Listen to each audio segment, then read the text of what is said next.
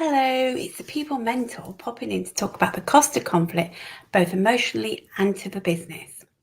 So ACAS shared in 2021 that conflict costs around 28.5 billion for employers in the UK. And this averages out to about £1,000 per employee. So imagine if you had a team of 10 people, you're talking about £10,000 the average cost.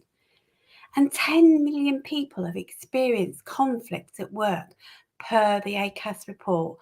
And don't you think that's a really big number? And this data comes from 2018-19. So it was estimated that an average of 485,800 employees resign each year as a result of conflict. What a big number. So the cost of replacing recruitment employees amounts to 2.6 billion each year. A lot of numbers here, but we'll get to the real cost in a minute.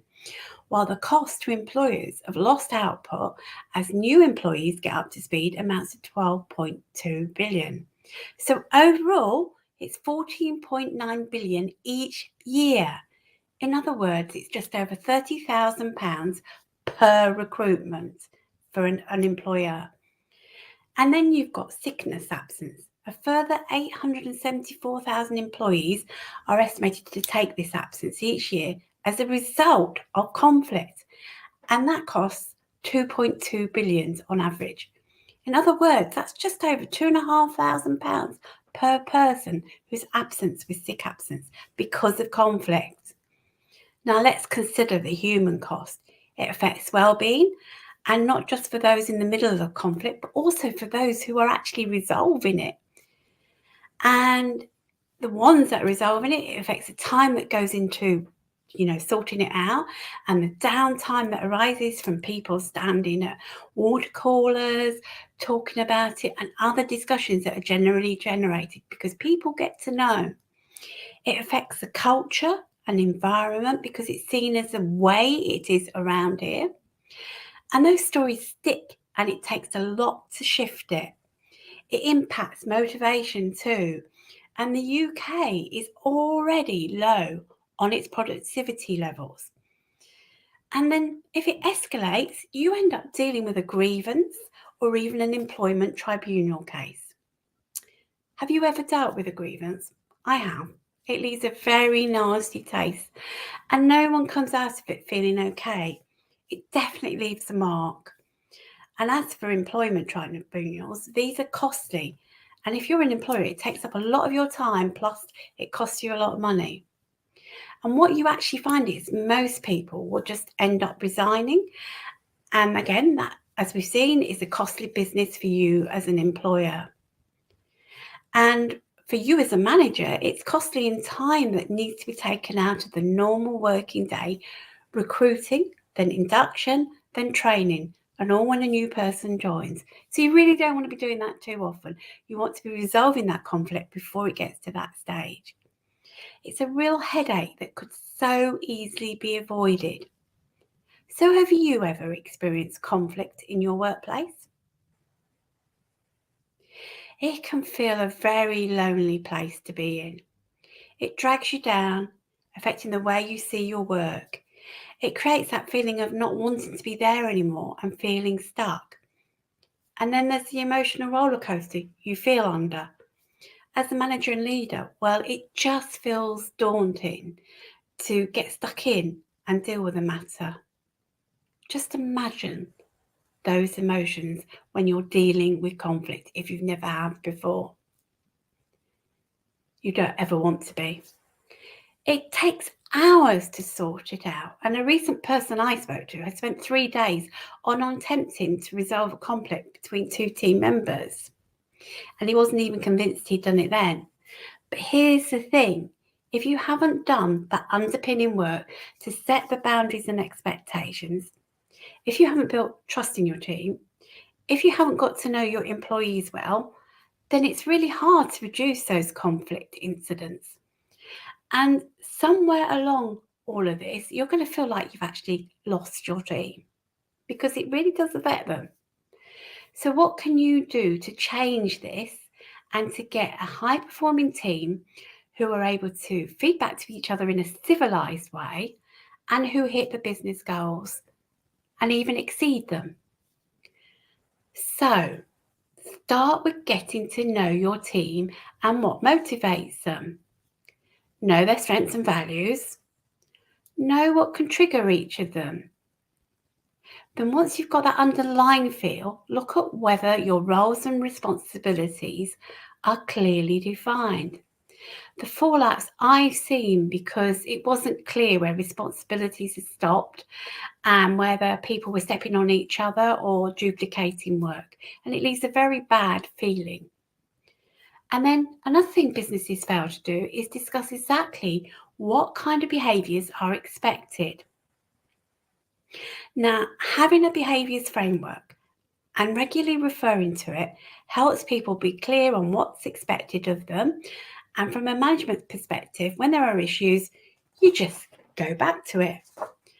And don't just go down the road of just setting blanket style behaviours. Really look at what will help your business and what fits with it.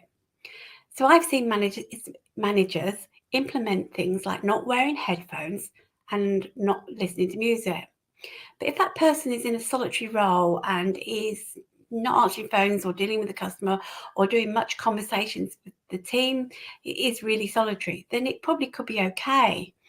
And let's not forget, in this age of encouraging our neurodiverse employees, that we need to give them that option of listening to brown noise, which sometimes helps them cut out the distractions. So it's worth considering at times whether that would fit.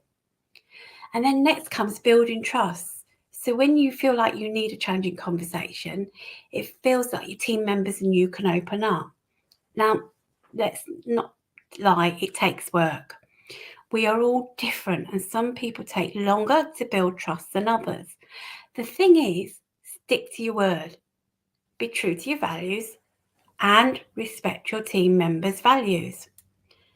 And encourage two-way feedback. Listen to your team members and use problem solving to tackle problems in the workplace.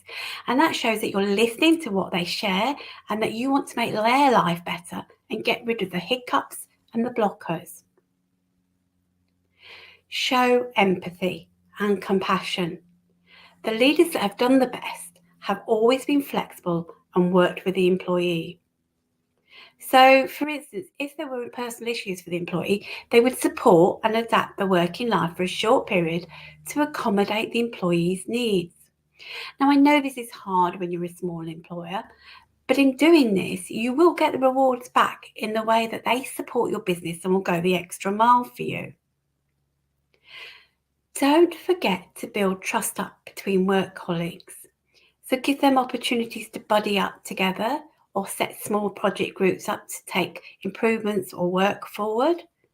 Give them opportunities to ring one another if they're working virtually, because that really builds a bond. And encourage people to have virtual or face-to-face tea breaks whenever possible, so they get to know one another and understand each other. But then at the same time, please do make sure you are being alert to any undercurrents going on to nip them in the bud. And don't be afraid to give feedback. So one of the best ways to help team members feel safe is by giving them constructive feedback, not negative, constructive. And this can include pointing out things they're doing well as areas where they could improve, but being really open and honest and allowing feedback back to you too. And if you notice someone is making a mistake or missing an important deadline, don't hesitate to let them know in private so that no one hears about it firsthand. It's really important to respect people. And then, do you celebrate successes? So it's important for virtual, hybrid or face-to-face teams to celebrate successes together, even when they're not physically present. So this could involve sending out a quick email or message congratulating on everyone on a job well done, or it could be hosting a virtual happy hour to commemorate, I can't even say the word, to celebrate a major milestone. And I've always found thank you notes go down really well. And when you're working virtually, you can pop them in the post. And one way of getting the celebration right is to actually ask your team members what they think in their one-to-ones. What do they like?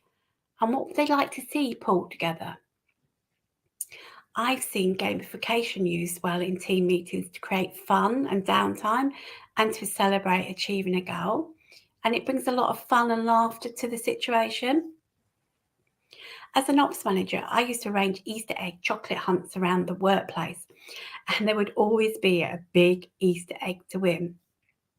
One manager actually turned this around to make it easier for those with disabilities to win by stating the one with the lowest eggs that had been found won the actual big Easter egg. And I loved her approach because it was so refreshing, and she was actually thinking about a team and how they all were. But whatever you do, make sure to mark the occasion and enjoy it as a team. Well, that's some ideas for today, another whistle top tour. If you feel you could do with a helping hand, then there are several ways you can get that help as a manager and a leader from me. The first thing is you can ring my bell on my LinkedIn profile, or you could buy my How to Make Difficult Conversations Easier in the Workplace journal, which is on Amazon. Or you can book in for my Difficult Conversation Mentoring, which is 2 sessions for £250, and will get you really feeling comfortable with having those challenging and difficult conversations. Or you can join the Managers Academy waitlist for when it opens again. So to find out more details, pop to www.thepeoplementor.co.uk. That's it for today. I really appreciate you listening. I'll be back tomorrow at 7 o'clock. Take care and have a good rest of the evening. Thank you. Bye for now.